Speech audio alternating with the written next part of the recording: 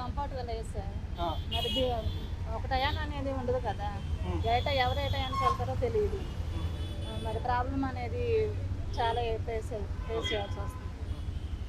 ఇప్పుడు కష్టపడే వాళ్ళకి ఒక టైం అనేది టైమింగ్స్ ఉంటాయి కదా. అవును, ఏ టైం ఫ్రీ బస్ ఉంటుందో మాకు తెలియదు. తెలియదు.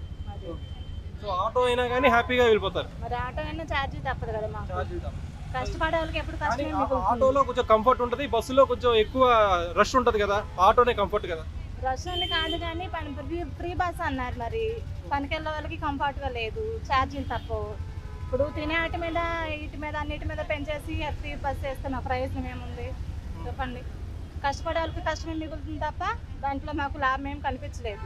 ఓకే అది ఓకే. మైనస్ ఇంకోటి ఏంటంటే ఆటో వాళ్ళకి ఇబ్బంది అయిపోతుంది పాపం. వాళ్ళ ఫ్యామిలీస్కి కొంచెం బాగుందండి, కాకపోతే చాలా మంది ఇబ్బంది పడుతున్నారు. స్టూడెంట్స్ వరకే కొంచెం ప్రాబ్లంగా ఉంది. బస్సెస్ కొంచెం పెంచితే బాగుండు. సర్వీస్ అయితే బాగుంది, చాలా మందికి ఉపయోగపడుతుంది, పేదవాళ్ళకి బాగుంది. నేను ఇందాక ఒక బస్సు ఎక్కాను, ఆ బస్సులో అందరూ మగవాళ్ళందరూ నించొని ఉన్నారు. పాపం మగవాళ్ళకి ఇబ్బంది పడుతున్నారు.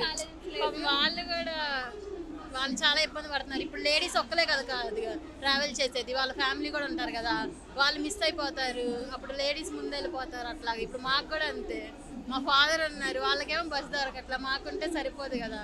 కొంచెం జెంట్స్కి కూడా బెనిఫిట్స్ ఏమైనా ఉంటే బాగుండు అనుకుంటున్నాను. నేను బస్సు ఎక్కితే మొత్తం వెనకాల అందరూ పాప అబ్బాయిలు ఏదో ఛాన్స్ అయితే 50-50 అమ్మాయిలకి అబ్బాయిలకి ఇద్దరికి ఇస్తే బాగుంటుంది. అంటే అబ్బాయిలు కూడా ఈ స్కీమ్ పెడితే అమలు చేస్తారు. పెడితే బాగుంటుంది. ఈక్వాలిటీ ఉంటే బెటర్ కదా, అప్పుడే గొడవలు. మహిళ అండి, చాలా మంచి మాట చెప్పారు మీరు. Thank you.